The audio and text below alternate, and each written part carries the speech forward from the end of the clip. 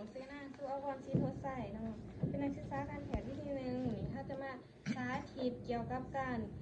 ทักษะการกวดของระบบหายใจเนาะสบายดีน้องเซนาสุอวรศิโทไซเป็นนักศึกษาการแพทย์วิธีหนึ่งวันนี้จะมากวดเนาะกวดระบบหายใจให้แล้วก่อนอื่นจะขออนุญาตถามประวัติของส่วนตัวของหน่อยนึงเด้อชื่อยังเด้อคือสุริตด้วยอายุจักปี30โอ้ด้วยปัจจุบันอยู่บ้านไหนเด็กอยู่บ้านทงเมืองปักเสกแขวงจำสัดโอ้ด้วยอาการนี้เป็นยังไงเด็กเป็นยังไงมาไอมีแต่ไอบ่หน่อยไอมาได้จังหวัดเจ็บโอ้ด้วยมีไอนี่ไอสัวขาวหรือว่าไอเป็นประจไอสัวข้าวมักไอนี่ไอเวลาใดดีเวลานอนเวลานั่งเวลาพักผ่อนหรือว่าเก็บเกี่ยวเวลานั่งพักผ่อนเวลาแบบว่าตอนเสาร์ตอนแรกเนี่ยจะสีดาไอคือปกติเลยด้วยไอนี่เป็นไอแห้งหรือว่าไอนี่สิก็คือไอแห้งด้วยไอแบบว่าไอแกยาวหลายนาทีบ่หรือว่าไอเป็นบาดไอแก่เน่าไอแบบว่าข้างหนึ่งห่างกันจักนาทีประมาณ2 นาทีด้วยแต่ว่าเฮ็ดจังได๋แบบว่ามีปัจจัยหยังเฮ็ดให้ไอเพิ่มขึ้นบ่ตากพัดลมหรือว่าตากแอร์ด้วยเวลาตากพัดลมตากแอร์นี่เฮาสิมีอาการไอเพิ่มขึ้นเลยด้วยแล้วมีอาการแบบว่าเฮ็ดได้อาการไอเฮาลดลงอยู่บ่กินน้ำอุ่นด้วยนี่ได้กินน้ำอุ่นบ่ออกร่างกายบ่ได้ซื้อยาหยังมากินเองบ่ได้บ่ทันได้กินยาเนาะด้วยแล้วบ่มีอาการอื่นรวมนำเดี๋ยวว่ามีเสียงแหบเจ็บคอเจ็บหน้าอกหรือว่าหายใจฝืดมีไข้ยังบ่มีไข้มีแต่ไข้เนาะบ่ได้เจ็บหน้าอกบ่ได้เจ็บคอยังเนาะแล้วผ่านมานี่เคยเจ็บป่วยแห้งๆแล้วเขามาเป็นป่วยอยู่ในห้องหมอค่ะบ่ได้บ่เคยผ่านมาเคยมีประวัติประจำตัวว่าพวกวัณโรคเบาหวานความดันได้เกี่ยวกับพวกปอดบ่เคยบ่ทันเคยเป็นเนาะแต่ครอบครัวของได้คนในครอบครัวหรือว่าญาติพี่น้องมีพวกเป็นพยาธิวัณโรคเบาหวานความดันบ่มีพอเฒ่ามีพอเฒ่าแล้วเป็นยังเดี๋ยวเป็นวัณโรคโอ้โดยได้ไปอยู่ไกลเนี่ยเราเป็นประจำบ่ห้องนี้เนาะสิบ่คิดเสียมากเดี๋ยวได้แต่งงานแล้วบ่ดิเป็นโซนซิ่งโอ้ยนี่บ่นี่แล้วได้กินเหล้ากินเบียร์ยังบ่ดิกินเป็นประจำเมื่อวานนี้กินล่าสุดเมื่อวานนี้แล้วสูบยาเด้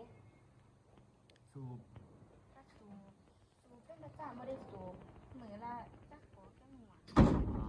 มื้อนึง2 มื้อมื้อละ2ด้วยระวังเนาะปอดสู้แล้วสูบต้นมาแล้วบ่ได้หลายปีแล้วบ่ได้สูบยาสูบตั้งแต่อายุ19ตอนนี้30โอ้ด้วยแต่ว่าน้องสิกวดขอกปอนให้อายก่อนเด้อลองก่อนเนาะถ้าจะมาสังเกตเนี่ยหน่วยตาก่อนเนาะว่ามีเพราะอีหยังเด้อว่ามีอาการเรื้อนบ่แต่ถ้าจะมาสังเกตปีกด่างเนาะว่ามีอาการติ่งเวลาหายใจแล้วติ่งที่ปกติบ่แล้วสังเกตเบิ่งศพเนาะมีอาการแห้งบ่และลีดเปื่อนหรือบ่แล้วจะสังเกตเส้นเลือดบริเวณคอว่ามันฟูขึ้นมาผิดปกติหรือบ่โดยถ้าจะมาสังเกตเบิ่งหน้าอกสังเกตเบิ่งท้องเนาะว่ามีอาการไข้บวมหรือว่าตื่นขึ้นผิดปกติเวลาหายใจบ่แล้วสังเกตเบิ่งนิ้วมือนิ้วตีนของเราเนาะว่ามีอาการบวมขึ้นมาคล้ายๆไหมตีกองบ่และแขนขาเนาะว่ามีอาการบวมหรือบ่ถ้าก็ต้องเบิ่งเนาะว่าระบวมโซเดียมบ่หรือว่าระบวมหยอดเป็นแนวอื่นเนาะก็ไม่หนาดูแต่ข้างนี้เลยปิง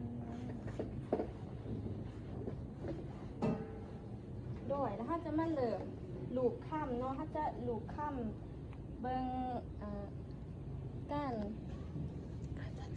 สั่นสะเทือนของปอดให้อายเอาให้งานเนาะแล้วเว้า A B C D เนาะแล้วการเว้าก็ให้เว้าว่าเสียงสม่ำเสมอห้ามคอยด้วยเว้า A B C D เด้อ A B C A B C A B C ด้วยเนี่ยด้วยต่อไปเนาะเขาจะมาดูข้ามเนาะเพื่ออ่าเบิ่งการขยายของทงลมปอดหายใจเข้า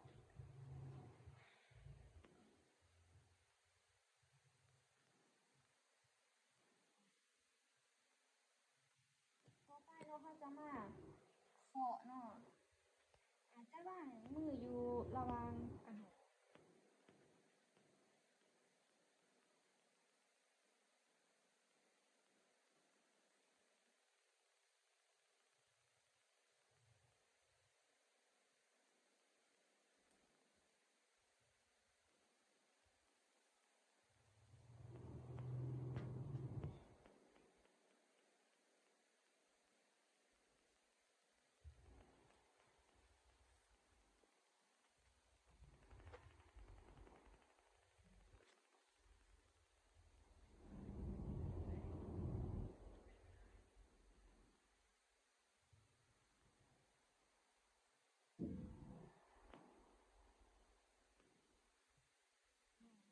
จะมาฟัง7 จุด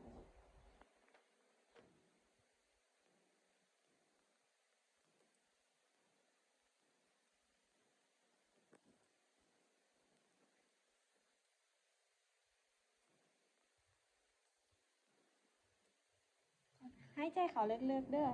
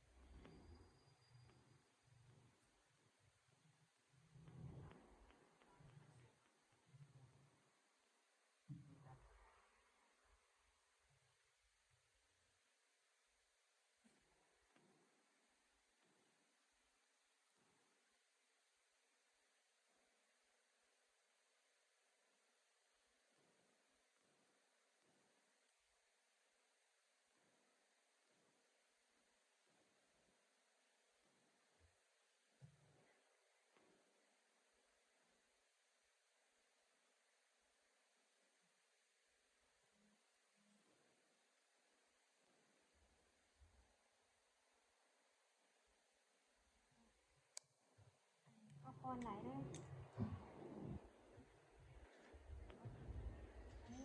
ยาไปก่อนเถอะเนาะว่าหายไปบ้านก็อยากหายเรื่องร้านเรื่องที่ร้านเด้อหน่อยสำหรับการสาธิตทักษะการกวดระบบหายใจของน้องเนาะเขาเขียนส่วนงานค่ะเนาะ